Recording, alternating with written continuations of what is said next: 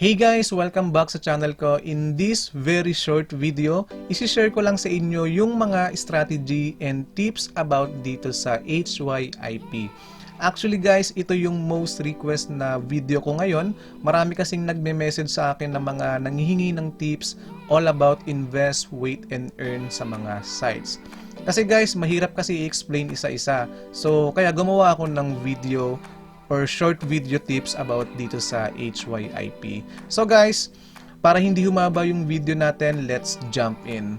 Una sa lahat, sa mga hindi pa nakakaalam, ano ba yung HYIP? So guys, yung HYIP stands for High Yield Investment Program. Basically, ito yung mga program na nagbabayad ng very high profit in a very short time. For example guys, meron kasing mga website or mga platform na nag-offer ng plan like 105% after 1 day. Which mean if someone invests $100 sa platform na yan, then he will get $105 returned after 1 day. And yun nga guys, ang mga HYIP po ay nag-o-offer po yan sila ng mga different types of investment plans na kung saan yung mga investors can earn 120% to 200% in a month or even more. Pero guys, the most important question is, does an HYIP really pay? Kikita ba talaga tayo dito? Or magpo-profit ba talaga tayo dito? And the correct answer is yes. The HYIP can be very profitable if you know the right strategy. Alright guys, ito yung 7 tips ko sa inyo sa mga invest, wait, and earn na mga platform or sa mas kilala nating HYIP. So yung first tips ko is early bird strategy. Kasi nga guys, habang mas tumatagal yung mga site, mas lalong nagiging risky yung HYIP na yan. And the more famous yung program guys, mas nagiging riskier din siya. Yun nga guys, it's always better to join programs sa mga 1 to 3 days old pa lang. Especially pag may mga offer na daily rates of 7% and above. So yun guys, you must be at the beginning of the HYIP. And tips number 2, avoid our word. So yun nga guys, I suggest na i-avoid nyo yung mga HYIPs na may mga word na R sa part ng site name nila. And yun guys, do not trust HYIPs that offer hourly rates as well. Which is yung mga nagpo-promise na mga 100%, 200% or more by the hour or even after 1 day. So those are all lies po. Alright? Tips number 3, avoid after plans. Do not go for after plans guys, kasi nga maraming mga HYIP na nag-o-offer ng after plan. For example, 280% after 15 days.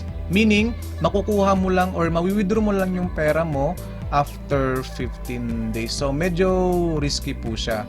Pero di ko naman sinasabi na wag kayong mag-invest sa ganyang plan sa lahat ng mga HYIP na makikita nyong may offer na after plans. So ito po guys, opinion ko po lang yan. So pwede rin kayong mag-research, i-analyze nyo muna yung platform. And I suggest na kung talagang gusto nyong mag-invest sa ganyang plan like yung after plans, is mag-research po kayo ng mga HYIP na bago pa lang, like running 1 to 5 days pa lang. Alright? And then, tips number 4 is diversify. So dito guys, I suggest na i-split nyo yung investments nyo into several HYIP sites. Instead na mag-i-invest kayo ng malaki sa one site only.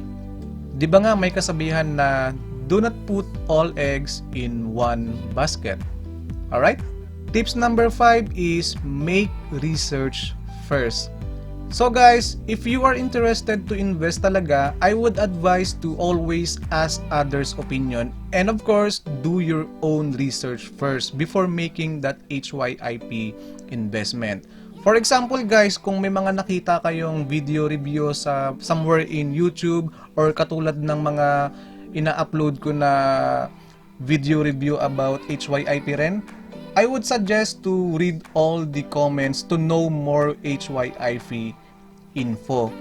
And of course guys, always go after to that video to see if there's an update. Kasi minsan may mga nagko-comment dyan na nag-update about sa status ng HYIP na yan.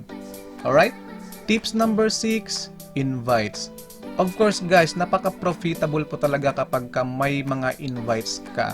Additional profit po yan sa'yo, additional income din. And yun nga guys, try to make as much referrals as you can. And I suggest lang guys na kapag bumalik na yung capital nyo or yung ininvest nyo, wag nyo na pong i-reinvest ulit yung capital nyo. Ang gawin nyo na lang is i-reinvest nyo na lang yung na-profit nyo. Alright? Additionally guys, be alert lang kung yung HYIP ay nag-i-start ng mag-increase yung profit suddenly. Like for example, kung napapansin yung medyo tumataas na yung profit sa isang plan. So be aware lang guys, maging play safe na lang po kayo. And tips number 7, HYIP golden rule. So guys, never ever forget this golden rule in HYIP investment. So ito nga yung lagi kong sinasabi sa inyo guys na invest only what you can afford to lose. So guys, do not invest what can hurt you or can damage your savings or finance. So hinay-hinay lang tayo guys sa pag-invest ng ating hard-earned money. And always remember guys na walang safe na HYIP and no guarantees whatsoever. Kasi wala namang makakapag-predict kung hanggang kailan tatagal yung mga HYIP na yan. So guys, that's it from my end. And kung may mga kulang pa sa sinabi ko or kung may mga gusto kayong idagdag or may mga questions kayo, i-comment nyo lang down below guys and I'll try my best to reply as soon as possible. So guys, that's it for today and sana makatulong sa inyo tong video na to.